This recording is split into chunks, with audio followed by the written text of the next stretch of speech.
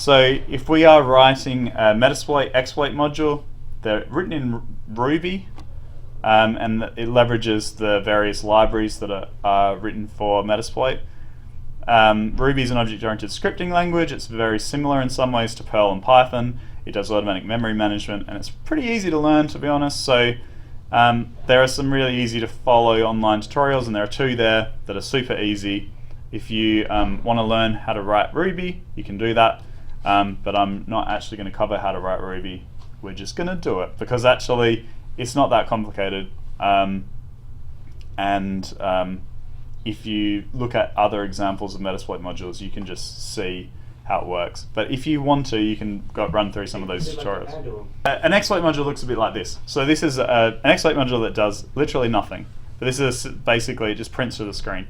So it starts off, lots of basically stuff. It just says it's an exploit. This defines information about the exploit, so you would just write the name of the vulnerability of the exploit there. You have some kind of description so that it knows what your license is, who wrote the license, so what platform it attacks, and some references and things like that. And then this is the actual exploit code, and in this case all it does is prints that to the screen and returns. So that's a simple example. If we're writing an exploit against FTP, so this is from the lab sheet. We can include Metasploit's FTP libraries, which means that we can then just do connect login, and it will automatically do all the FTP magic that's involved in logging in. And then we can just say send command, and again that just sends a FTP command. So you can see here that Metasploit makes that really easy to develop, and we can literally just type in what we want it to send, and then tell it to send it. So it's quite straightforward, and it's quite a very powerful tool.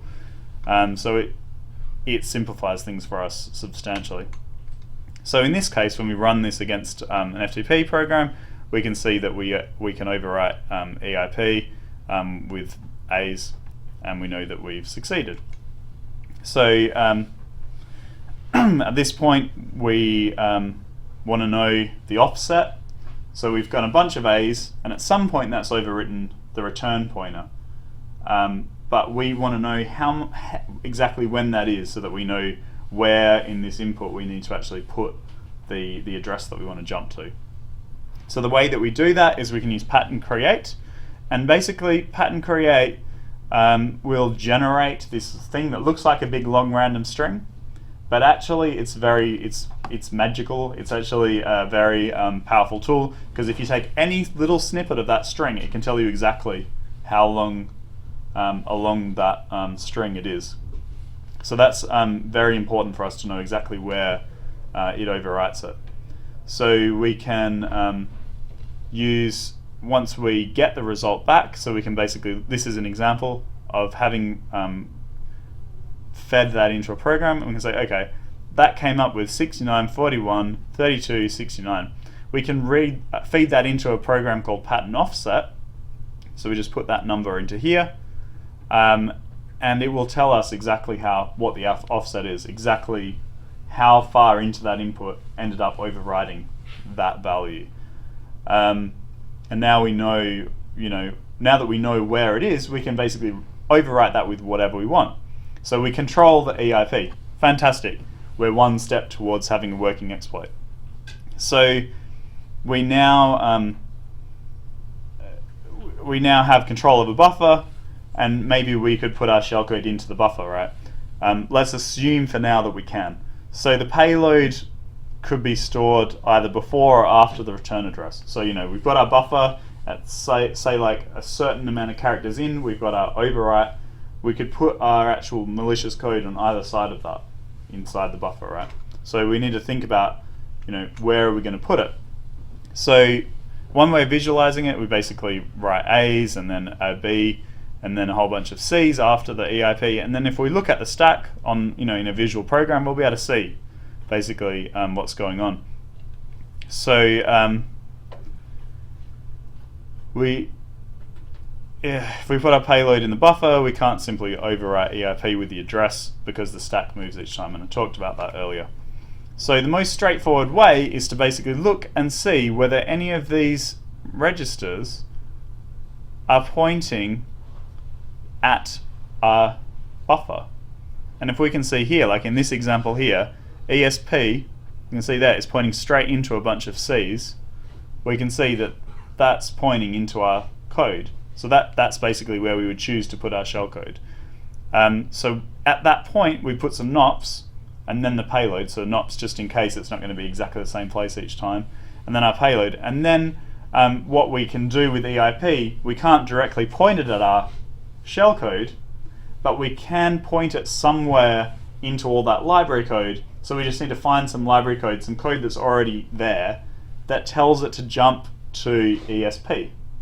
So we put our shellcode there and we try and find somewhere in the instructions in memory that tells it to jump to that location, and that's how we basically write an exploit.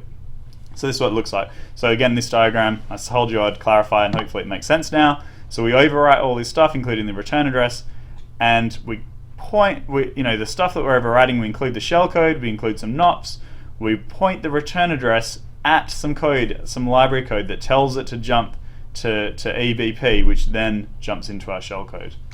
So so this code here is actually from a shared library or something. So in order to get that to work, we basically search through all that library code, and there's loads of tools that can do that for us to try and find jump ESP, and that will give us an address. We then basically just put that address into the stuff that we're sending to the program. So at this point we've got some stuff, that fills up into that offset. We then put our return address there, and then we put some nops, which hex 90 is a nop instruction, and then we put our payload. So also we want to make sure that we don't have any bad characters. So there are certain characters that might stop the attack from working.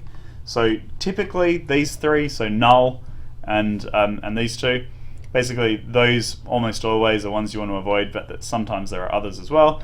So, but basically we can tell Metasploit just avoid using those characters, and also we usually want to set the exit function to just stop the process from dying, and then it's going to work basically. If we want to put on some finishing touches, we make sure that you do things properly by setting the targets.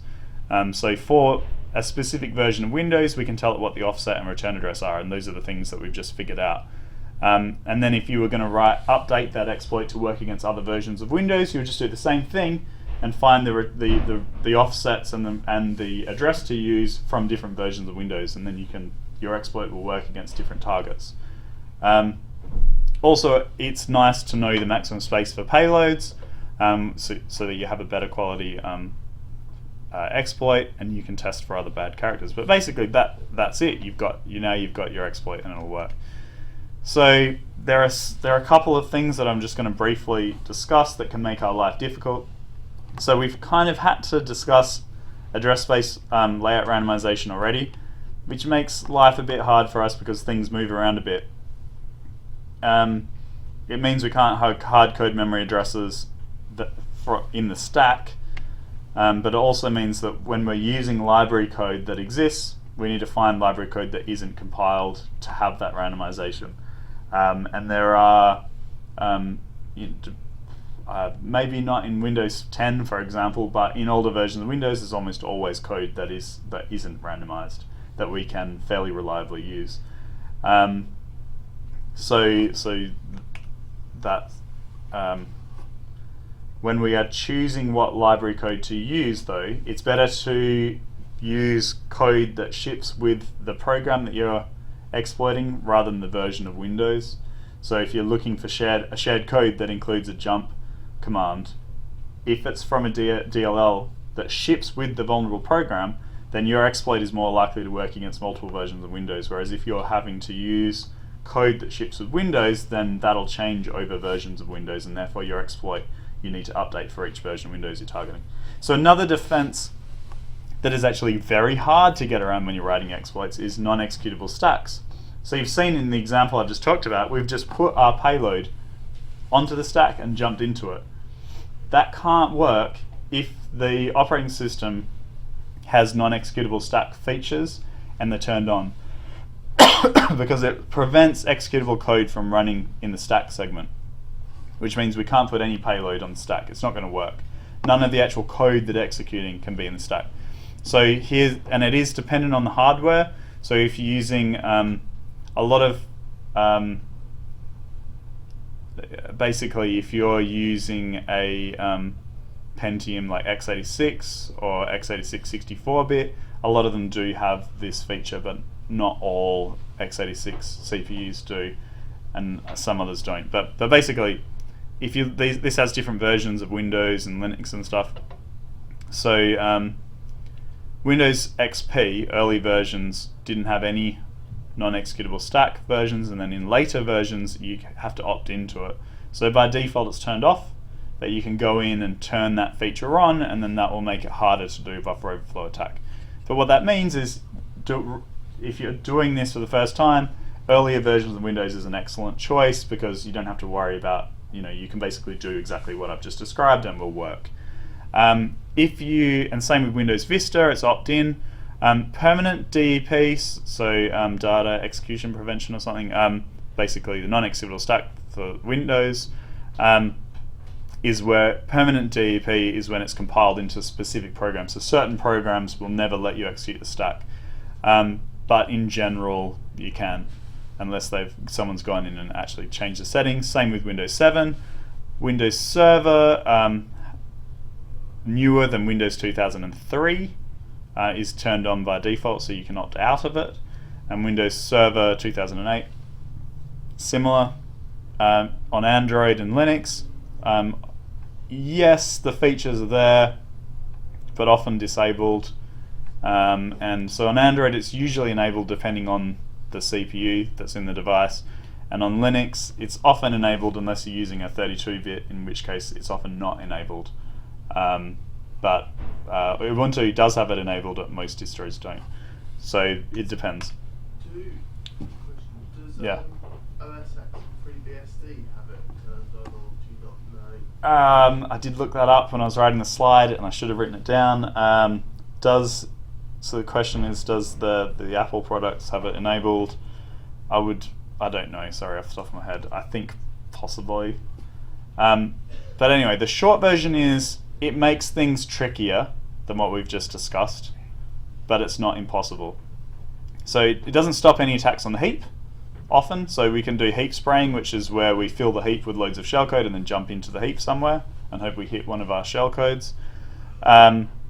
There are lots of ways that you can bypass non-executable stacks, but they do make it a lot more complicated. So you can still use arc injection, so you can still jump somewhere else within the code, and sometimes you can actually basically mark the stack as executable if sometimes the Windows might be configured to allow a program to change that setting, so you just change it and then you go ahead.